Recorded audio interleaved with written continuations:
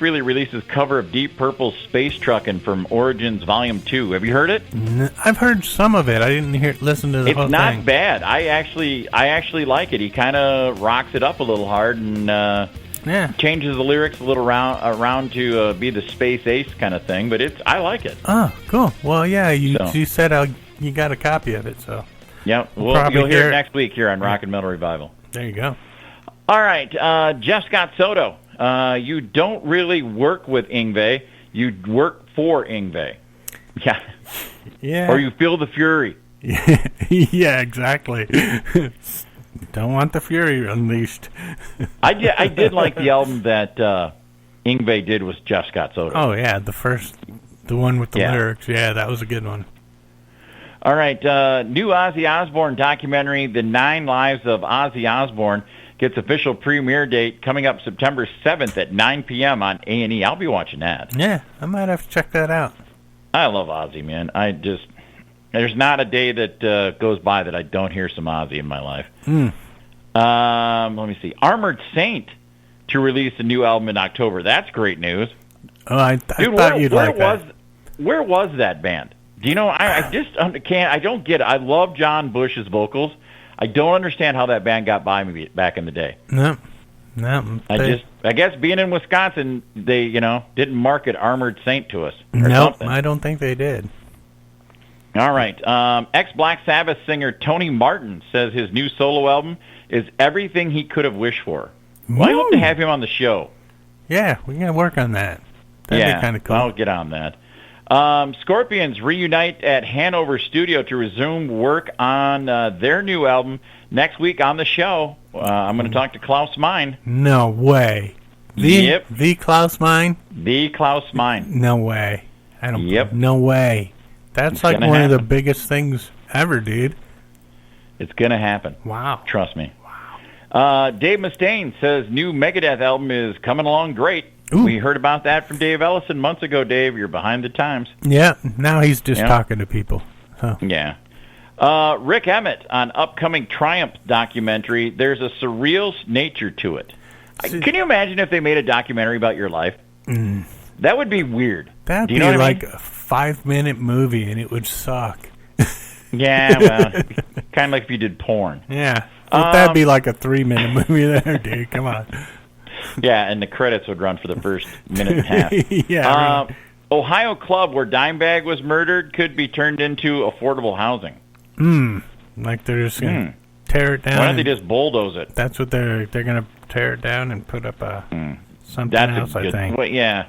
I don't know. I don't even know what to say about that. Yeah, I don't know how to feel about that either way. Yeah. Rudy Sarzo says there's no blueprint anymore for success in music industry.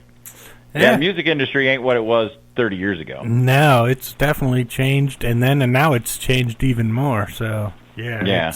You can't really give advice on what to do now because exactly. Nobody knows.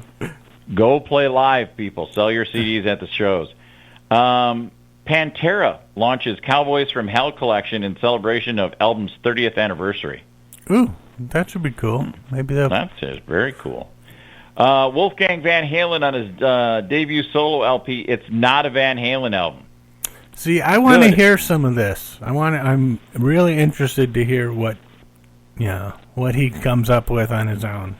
Yeah, me too. And he goes, don't expect like all of a sudden hear Dave singing on it, or Al playing drums, or his dad coming in and doing a guitar riff. Yeah. Not happening.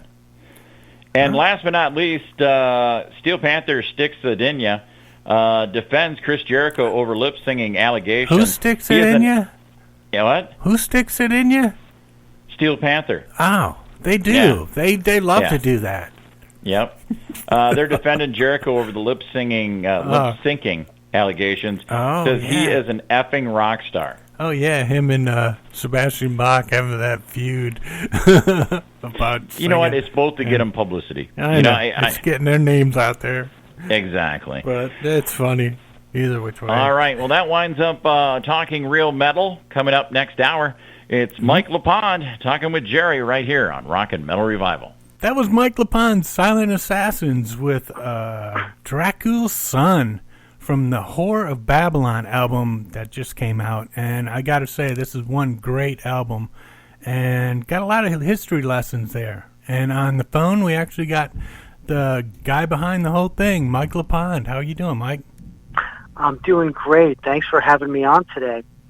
So, Whore of Babylon, tell us a little bit how this project got going, this album. Well, yes, well, I'd say somewhere around 2012, I decided that, I wanted to try to do some solo albums because people primarily knew me as a progressive metal bass player, because I had such success with Symphony X. But, there was a whole nother side to my playing style. I grew up with, I was a Priest, Maiden, Sabbath guy. And so I wanted to show people that side of me.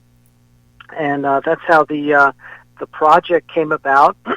And so, I gave it a shot. And now I'm on my third album, Whore of Babylon, which came out on June 26th. So really excited about it.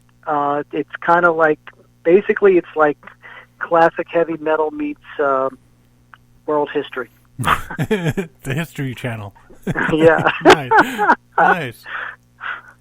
Well, I dig the history lessons because it kind of reminds me of the Iron Maiden old classic movies kind of thing that they did for so long.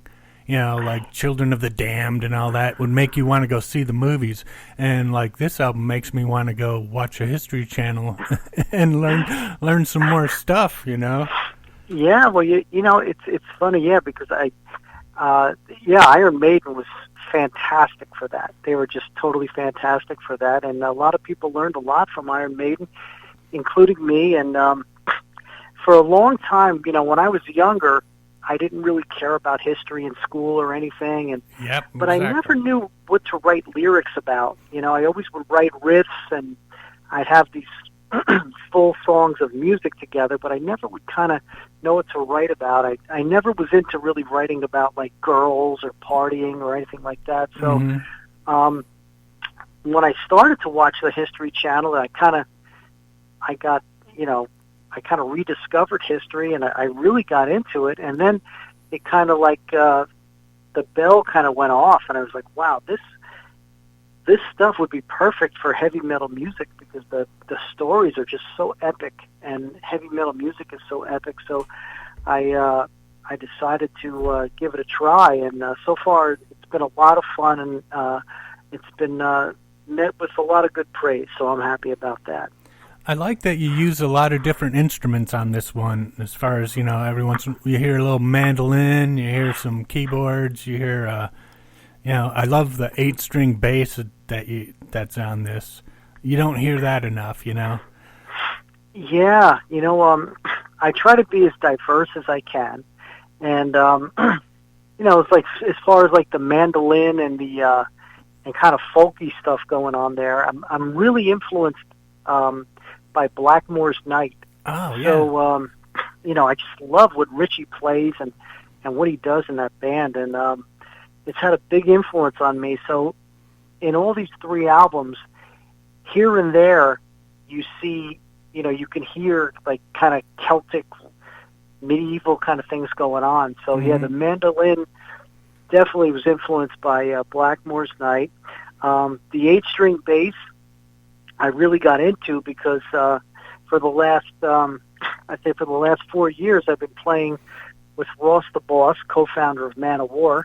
So a lot of Manowar songs are on the 8-string. So I really embraced that instrument, and I love the full sound you get out of it. So and it just makes it more fun to create all these things. Sometimes it's cool to take a little break from the heavy metal stuff and do something a little experimental and fun. Mm-hmm. Now, you guys put out some videos for this album. I saw like 3 or 4 of them so far. Are you got any plans for any more? At the moment, there's no. We don't have plans for any more. I was blown away by the videos that came out. David Havelina from the UK just was fantastic. And they're really cool. All I had to do was tell him, okay, this song's about, Julius Caesar. This song is, about Edgar Allan Poe's, and he just knew exactly what to do. And the videos I was blown away by. So, and it really kind of put across what I was trying to get in the song. So that was really, really awesome. And, I'd like to, at some point I'd like to do a video with the band members in it. Yeah, definitely.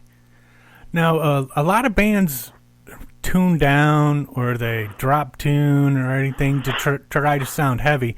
And by picking up the guitar and jamming along with this one, I realized, hey, this is all in standard tuning and it sounds heavy. How'd you find it? A lot of bands can't do that anymore. They just, without repeating themselves constantly. And this one, you did a really good job of mixing it up, but still being heavy.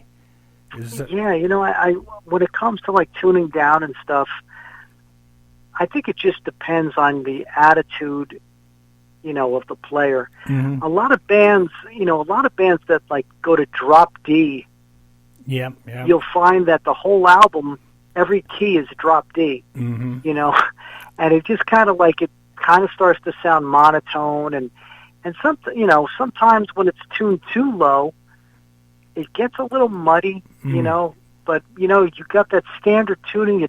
The sound is nice and crisp, mm-hmm. and if you put the attitude in it, and it will sound heavy. And I think classic heavy metal is, should definitely be played in standard tuning. Oh yeah. Now you've got a lot of different colors in this album, as far as like thrash.